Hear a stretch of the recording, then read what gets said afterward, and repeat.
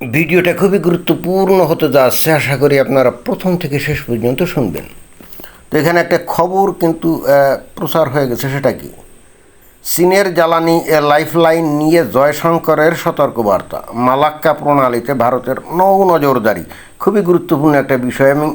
এবং আমি এই বিষয়টার ওপরে একটা নাতিদীর্ঘ ভিডিও করতে চাই। আশা করি আপনারা সবাই সাথে থাকবেন এবং আমার চ্যানেলটাকে সাবস্ক্রাইব করবেন।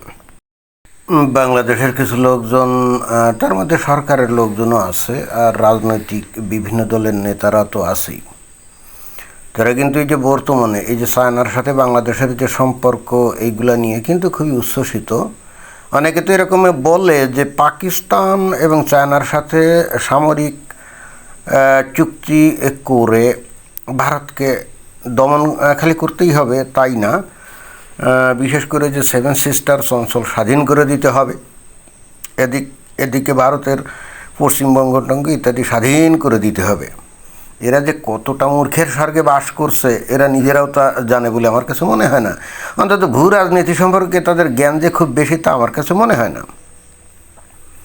আমি তাদের উদ্দেশ্যে একেবারে ক্লিয়ার কাট একটা কথা বলে দিতে চাই, সেটা হলো যে ভারত কিন্তু আর আগের ভারত নাই। প্রথমত হলো এইটা, আগে কিন্তু ভারত অলওয়েজ আত্মরক্ষামূলক তারা কূটনীতি করতো এবং সাত চড়েও রা করতো না, এরকম একটা পজিশনে তারা চলতো। বাট এখন কিন্তু ভারত প্রয়োজনে দেশের স্বাধীনতা সার্বভৌমত্ব রক্ষার স্বার্থে তারা কিন্তু অ্যাগ্রেসিভ ভূমিকা নিতে এক সেকেন্ড কিন্তু দেরি করে না। যেটা আমরা অপারেশন সিন্দুরের সময় আমরা দেখছি যে ভারত কিন্তু ঠিকই ওই যে পাকিস্তানে কিন্তু মিসাইল বোমা টোমা ইত্যাদি মারছে, যেগুলো আমরা দেখছি। পাকিস্তানের তো পারমাণবিক অস্ত্র টস্ত্র ছিল, তাই না? তো ভারত তো ভয় পেতে পারতো যে আমরা এগুলো করব, তো পাকিস্তানের সাথে যুদ্ধ লেগে গেলে পাকিস্তান যদি পারমাণবিক বোমা মেরে দেয়, এরকম ভয় পেয়ে তারা পিছিয়ে আসতে পারতো না। কিন্তু এগুলো হয়নি। তো এখন কথা হচ্ছে যে পাকিস্তানের কথা বাদ, পাকিস্তান তো আর খুব বেশি বাংলাদেশের সাথে সম্পর্ক করে খুব বেশি সাহায্য সহযোগিতা কিছু করতে পারবে আমার তো মনে হয় না। হয়তো কিছু বড় জোর জঙ্গি মঙ্গি এনে ঢুকাতে পারে, একটু এর বেশি আর কিছু করতে পারবে না আসলে পারে চায়না, রাইট? তো বাংলাদেশের এক শ্রেণীর লোকজন, বিশেষ করে যারা নাকি মৌলবাদী চরিত্রের লোকজন, তারাই কিন্তু বস্তুত এটা আমার মাথায় ঢোকে না যে চায়নার সাথে এত দোস্তালি করার জন্য তারা উপদেশ কীভাবে দিতে পারে। কারণ তারা যে ধর্মীয় যে রীতিনীতি বিশ্বাস করে, মানে ইসলামিক রীতিনীতিতে এই যে কাফের নাস্তিক তাদের সাথে বন্ধুত্ব করা কি হারাম ঘোষণা করছে না? এই যে সূরা আল মাইদার 51 নম্বর আয়াতে কিন্তু পরিষ্কার বলা আছে, হে মুমিনগণ, তোমরা মুসলমানদেরকে ছেড়ে অমুসলিম অর্থাৎ ইহুদি নাসারা কাফেরদেরকে বন্ধুরূপে গ্রহণ করো না। যদি তোমরা ইহুদি নাসারা কাফেরদেরকে বন্ধুরূপে গ্রহণ করো তাহলে তোমরাও ইহুদি নাসারা কাফের হয়ে যাবে, এটাই ক্লিয়ার কাট বলা আছে। তো যে কারণে ভারতের সাথে বাংলাদেশ বন্ধুত্ব করতে চায় না, ওই একই কারণে তো চায়নাকেও কী করতে হবে, দূর করে তাড়িয়ে দিতে হবে, তাই না? চায়না যদি বাংলাদেশে এসে নানাভাবে বন্ধুত্ব বা নানা চুক্তি করার মানে চেষ্টা চরিত্র করে, তাহলে তো বাংলাদেশকে তো ওই একই ফর্মুলায়, যে ফর্মুলায় ভারতকে এখন বৈরী হিসেবে দেখা হয়, চায়নাকেও তো একইভাবে বৈরী হিসেবে দেখা উচিত, তাই না? তো এই জায়গায় এসে আমি আসলে বুঝি না বাংলাদেশের মুমিন মুসলমানরা আসলে কী ধরনের ইসলাম অনুসরণ করে। তারা যদি প্রকৃতই ইসলামিক মাইন্ডেড হয়, ইসলামকে যদি একমাত্র সত্য ধর্ম গণ্য করে, ইসলামই যদি তাদের জীবনের ধ্যান জ্ঞান হয়, তাহলে এখানে তো চায়নার সাথে সম্পর্ক উন্নয়ন করার তো কোনো সুযোগই নেই। তো যাই হোক, তারপরেও আমি তর্কের খাতিরে ধরে নিলাম যে চায়নার সাথে খাতির মাতির করে সামরিক চুক্তি করে ভারতকে খণ্ড বিখণ্ড করবে, ভারতকে একেবারে ধ্বংস করে দেবে, ওকে ফাইন। তো এখন কথা হচ্ছে যে বাংলাদেশের সমস্ত লোকও যদি এটা চায়, বাংলাদেশের সরকার যদি সবাই, মানে এরা সবাই মিলে যদি এই জিনিসটা চায় যে চায়নার সাথে একটা সামরিক চুক্তি করে ভারতকে দমন করবে, এটা যদি সবাই চায়, তাহলেও কি চায়না বাংলাদেশের এই পাবলিকের ডাকে অথবা সরকারের ডাকে কি সাড়া দিবে? কোনো দিনও দিবে না। এইটাই এই বাংলাদেশের পাবলিক বোঝে না, কোনো দিনও দিবে না। কারণ সেটা যদি করে তাহলে চায়নারও একেবারে পুরো 12টা বেজে যাবে। কীভাবে? এখানে আপনারা এই যে একটা ম্যাপ দেখতে পাচ্ছেন, এই যে ভারত মহাসাগরে, রাইট, ইন্ডিয়ান ওশন। তো এখানে আমরা একটু ভালো করে নজর করি। এইখানে দেখা যাচ্ছে যে মানে একটা আয়তক্ষেত্র দিয়ে দেখানো হচ্ছে যে ওই জায়গায় হলো ওই যে ভারতের নিকোবর, আন্দামান নিকোবর আইল্যান্ড, আন্দামান এবং নিকোবর আইল্যান্ড ওই জায়গায় দেখা যাচ্ছে ওই যে ইয়াঙ্গুনের একেবারে জাস্ট নিচে দেখা যাচ্ছে না, তো ওটা দেখা যাচ্ছে।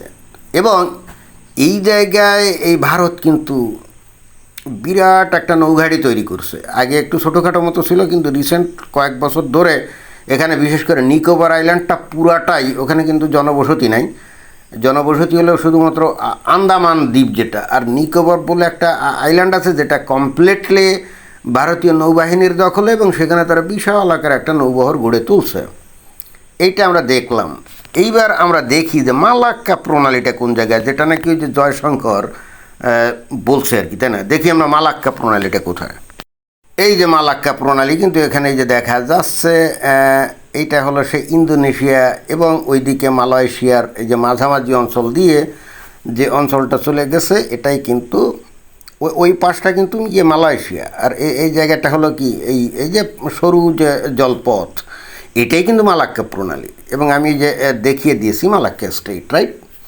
এখন চায়নার যে যত জ্বালানি, চায়নার যত যে জ্বালানি, যে পেট্রোল, ডিজেল, গ্যাস, এলএনজি যাই বলি না কেন, মানে যত জ্বালানি তার দরকার, এই টোটাল জ্বালানির অলমোস্ট 80% এই মালাক্কা প্রণালী দিয়েই কিন্তু এই চায়নাতে যায়। কারণ এর জাস্ট ডাইন পাশে হলো চায়না সি। তো এই পথে ওই যে সৌদি আরব, আবুধাবি, কুয়েত, কাতার, এমনকি রাশিয়া থেকেও যত জ্বালানি আসে, তেল তার একটা সিংহভাগ অর্থাৎ অলমোস্ট 80% এই পথে দিয়ে যায়। ক্লিয়ার? এখন এই পথে দিয়ে যাওয়ার জাস্ট মুখেই কিন্তু ভারতের আন্দামান আর নিকোবর আইল্যান্ড, এবং এই নিকোবর আইল্যান্ডটা কমপ্লিটলি মিলিটারাইজড, যেখানে নাকি এই ভারত অনেক আগে থেকেই ক্যালকুলেশন করে রাখছে যে একদিন চায়না নানা রকম ঝামেলা করবে, নানা রকম ব্ল্যাকমেইল করার চেষ্টা করতে পারে, এগুলো বুঝে আরও আগে থেকেই কিন্তু ভারত এই নিকোবর আইল্যান্ডে বিশাল নৌবহর এখানে গড়ে তুলছে। এছাড়া পুরো ভারত মহাসাগর অর্থাৎ ইন্ডিয়ান ওশানে তাদের যে ওই যে বিমানবাহী রণতরী যেটা দুইটা আছে, তারপরে তাদের যে নেভাল ফোর্স, মানে নেভাল ফোর্স বলছি ওই সাবমেরিন, এগুলো কিন্তু এখানে টহল দিয়ে বেড়ায়।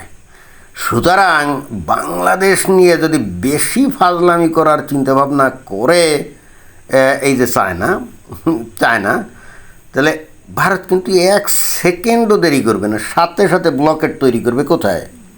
সাথে সাথে ব্লকেট তৈরি করবে এই মালাক্কা প্রণালীতে, বুঝছেন? মালাক্কা প্রণালী কমপ্লিটলি একেবারে শাটডাউন করে দেবে। হ্যাঁ, দরকারে যুদ্ধ অবস্থার পরিস্থিতি তৈরি হবে, তারপরেও কিন্তু ভারত ছাড়বে না। এবং চায়না খুব ভালো করেই জানে যে ভারতের শক্তিমত্তা কতটা, এটা কিন্তু চায়না খুব ভালো করেই জানে। অনেকে আপনারা বলেন না যে চায়নার এই আছে, হ্যান আছে, ত্যান আছে, তো চাইনিজ মালের খবর তো আপনারা ভালো করেই জানেন, তাই না? কি আছে না আছে অত বেশি তো আপনারা খবর নেন না, অমুক আছে, সমুক আছে, হ্যান আছে, ত্যান আছে। কিন্তু অ্যাট দ্য সেম টাইম আপনাদের এটাও বুঝে নিতে হবে যে চাইনিজ মাল, বুঝছেন? এবং চাইনিজ মালের কী অবস্থা সেটা তো আপনারা জানেন। এবং এইগুলোকে ভারত অত বেশি গুরুত্ব দেয় না, এটাও আপনাদেরকে বুঝতে হবে। এবং চায়নাকে মোকাবেলা করার জন্যে ভারত কিন্তু অলওয়েজ রেডি আছে। অতীতে কিন্তু তারা অনেক দুর্বল ছিল, একটু ভয়ভীত ছিল, এইগুলো কনফ্রন্টেশনে যাইতে তারা দরবার চিন্তা করতো। বাট এখন যে পরিস্থিতি, নতুন যে ভারত, এরা কিন্তু এগুলো 1 সেকেন্ডও চিন্তা করবে না। চায়না যদি ভারতের অখণ্ডতা, সার্বভৌমত্ব, স্বাধীনতা নিয়ে যদি বেশি বাড়াবাড়ি করে, ভারত কিন্তু সাথে সাথে অ্যাকশানে যাবে। এবং সেইগুলো করার জন্যই কিন্তু এখানে বিপুল ব্যয় করে এই যে নিকোবরে বিশাল এখানে করছে, নৌবহরের ঘাঁটি করছে। এই ভারত মহাসাগরে তাদের ওই যে ওই যে সাবমেরিন আছে সেগুলো ঘোরাঘুরি করে, তারপরে এয়ারক্রাফটে কেরিয়ার ঘোরাঘুরি করে, এছাড়া অনেক যুদ্ধজাহাজ এখানে ঘোরাঘুরি করে। সুতরাং এখানে চায়না এসে কোনোরকম ফাজলামি করতে পারবে না। ক্লিয়ার? অর্থাৎ চায়নাকে পুরো ধসিয়ে দেওয়ার ক্ষমতা রাখে এই যে ভারত। এইটা কিন্তু বাংলাদেশের মুমিন মুসলমানরা জানে না। কারণ ধসিয়ে দেওয়ার ক্ষমতা রাখে মানে কি, যদি 80% জ্বালানি তেল যদি চায়নাতে প্রবেশ না করে, অর্থাৎ এখানে যদি ব্লকেট করে দেয়, তাহলে চায়না কতদিনে পতন হবে বলেন তো? কোনো আইডিয়া আছে? বাংলাদেশ মাত্র কয়েক মানে সপ্তাহ তার তেল ছিল না, তাতেই কিন্তু ত্রাই মধুসূদন হয়ে গেছিলো। আর তেল এমন একটা আইটেম যেটা আপনি কয়েক বছরের আপনি মজুত আপনি ধরে রাখতে পারেন না। হার্ডলি হয়তো 2 বা 3 মাসের জ্বালানি হয়তো মজুত করা সম্ভব হয়, বাট তার বেশি মজুত করা যায় না, কারণ এত বেশি পরিমাণ জ্বালানি তেলটা লাগে। আর এইগুলো সংগ্রহের জন্য এত বেশি বিশাল মানে ইয়ে লাগে আর কি, সাইলো টাইলো, মানে যেখানে আর কি যাতে করে এই জ্বালানি তেল ইয়ে করে আর কি, ওই সঞ্চয় করে রাখে, এটা 2 থেকে 3 মাসের বেশি সঞ্চয় কারো দেশে, কোনো দেশে থাকে না, ঠিক আছে?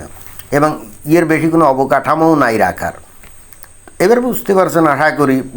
বাংলাদেশের সমস্ত পাবলিক ওই চায়নার পায়ে পড়লেও চায়না কোনোদিনও ভারতের সাথে সামরিক চুক্তি করে ভারতকে ইয়ে করতে আসবে না, ঝামেলা করতে আসবে না, 7 সিস্টার্স নিয়ে ঝামেলা করতে যাবে না, ওই যে ওই চিকেন নেক নিয়ে ঝামেলা করতে যাবে না। একেবারে আপনারা একেবারে ভালো করে মন দিয়ে শুনে রাখেন, কোনো দিনও যাবে না।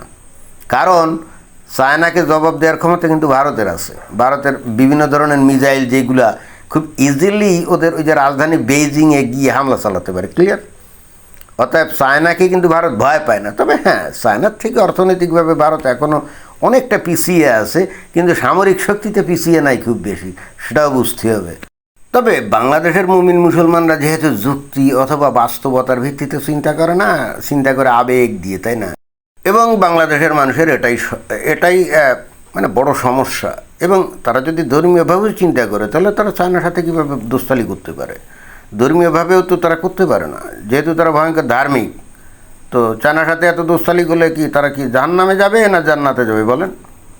অনেকে বলতে পারেন আপনি ভারতের পক্ষে এই কথাগুলো বললেন। আরে ভাই, আমি ভারতের পক্ষে বলি নাই।